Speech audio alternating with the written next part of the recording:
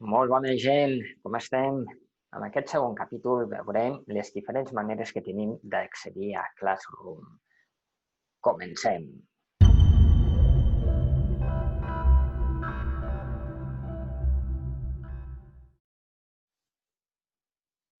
Anem a veure com accedir a Classroom.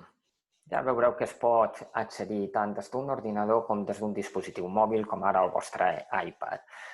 De les dues maneres, el procediment és molt semblant. Jo ara us ho ensenyaré des d'un iPad com accedir i veureu que hi podem accedir tant des del vostre navegador, en aquest cas el Safari, com des de l'app pròpia de Classroom. Si ho fem a través del navegador funciona exactament igual que si ho féssim amb un ordinador. Amb l'ordinador, el navegador, en lloc de ser el Safari, si no és un Mac, pot ser el Chrome, com pot ser el Firefox, l'Internet Explorer o el que tingueu instal·lat. Un cop obrim el nostre navegador, només hem d'introduir la URL de google.ad, www.google.ad. Un cop estem aquí, busquem on tenim aquests quadradets d'aquí i ho seleccionem. Si no us sortís el Classroom aquí per seleccionar-ho, només heu de baixar, veieu, aquí no m'apareix, però tinc aquí més de Google.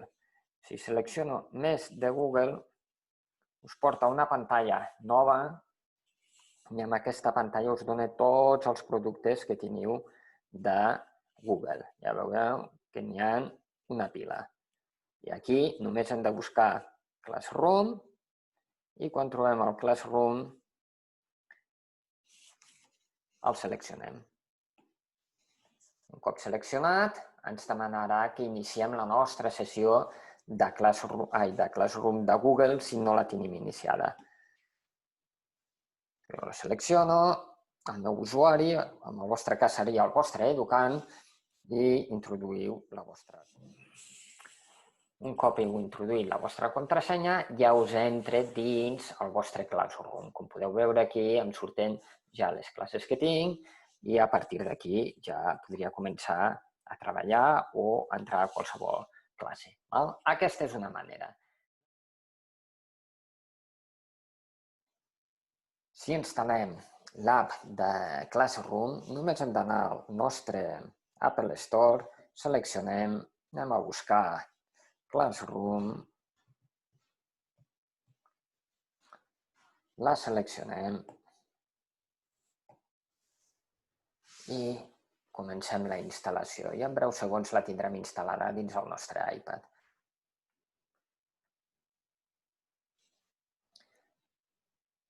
Un cop instal·lada podrem obrir l'app directament des de l'Apple Store o bé anar ja directament al nostre iPad i veureu que ja està instal·lada. Si la seleccionem, ens demanarà de començar, ens demanarà un usuari de Google, en el vostre cas el vostre educant, el seleccionareu i ens demanarà que li donem permisos per rebre notificacions i li doneu a permetre i a partir d'aquí ja tindreu instal·lat el vostre Classroom. Doncs molt bé, senyors, com ja veieu, això és molt fàcil. Tenim dues maneres, a través del navegador o a través de l'app, a partir d'un ordinador o a partir de l'iPad. Jo el que us recomano que si treballeu amb l'iPad ho tingueu instal·lat directament aquí amb l'app i no aneu pel navegador, perquè així no heu d'estar pensant en entrar l'usuari i la contrasenya constantment. D'acord? Doncs molt bé, gent. Espero que us hagi servit i ens veiem en propers capítols.